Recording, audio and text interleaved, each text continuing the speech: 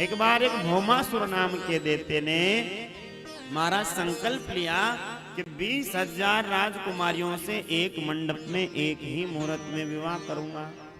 और राजकुमारियों को एकत्रित करता करता अपनी जेल में 16,100 राजकुमारियों को बंदी बना रखा है।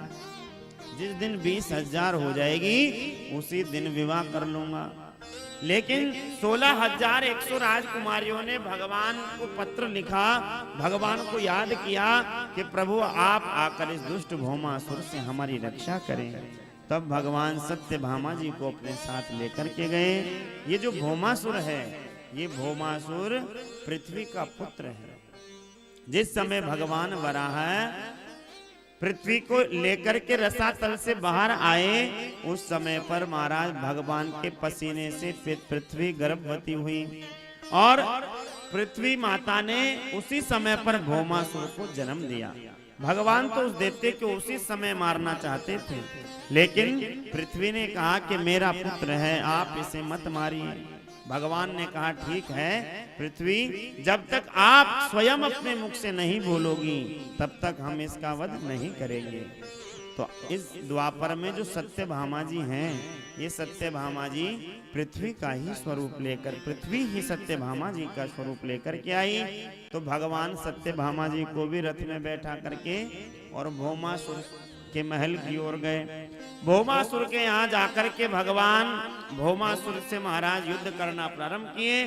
तो भौमासुर जब बाण चलाने लगा तो भगवान ने पहले भौमासुर के ऊपर बाण नहीं चलाए।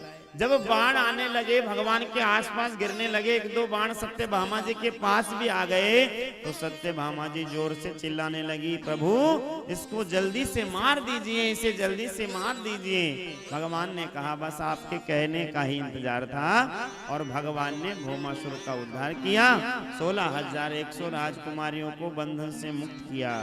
अब महाराज भगवान ने कहा कि आप सभी अपने अपने घर चले जाएं।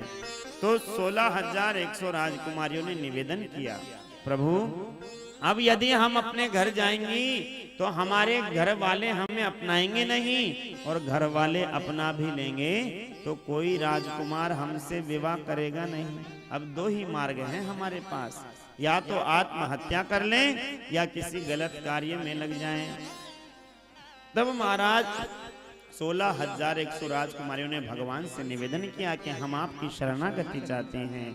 तब भगवान ने 16,100 राजकुमारियों पर कृपा की और सभी को लेकर के द्वारिका आए। बोलो द्वारिकाधीश भगवान की जय। तो इस प्रकार भगवान कुल 16,108 विवाह हुए।